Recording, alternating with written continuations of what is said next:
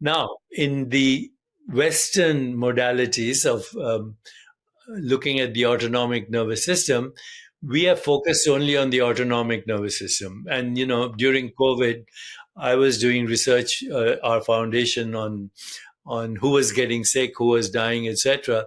And most of the research was through AI and meta-analysis. But in every single case, people who died, who got sick, had inflammatory storms, they had sympathetic overdrive. And nobody has ever talked until recently about the parasympathetic nervous system. So once again, in yogic traditions, they don't use these terms, sympathetic or parasympathetic. There are different Sanskrit terms, Ida, Pingala, Brahmanadi, etc. But when you look at the parasympathetic nervous system, as you know, there's one nerve that dominates, the longest nerve in the body, the vagus nerve, which is the longest nerve in our body. Now, in the Vedic traditions, in the yogic traditions, that's the healing nerve.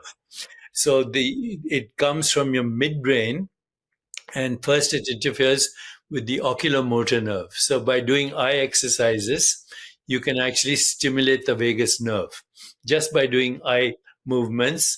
And, the eyes, everybody knows, are the kind of windows to the soul, at least metaphorically speaking. The eyes can give away whether you're frustrated, you're angry, you're happy, or whether you slept well or you have a hangover. It's all in the eyes.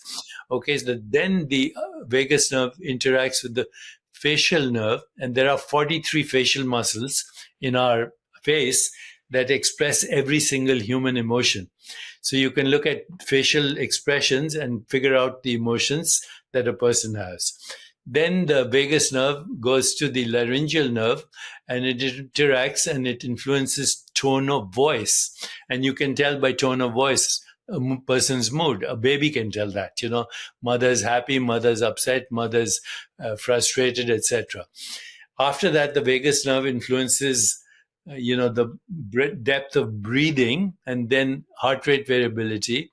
Then it pierces the diaphragm and it innervates all the organs in our body, the hollow organs and the solid organs. And then it influences even the microbiome. And as you know, there's bilateral traffic between vagus nerve. So everything you can do to stimulate the vagus nerve is a healing response.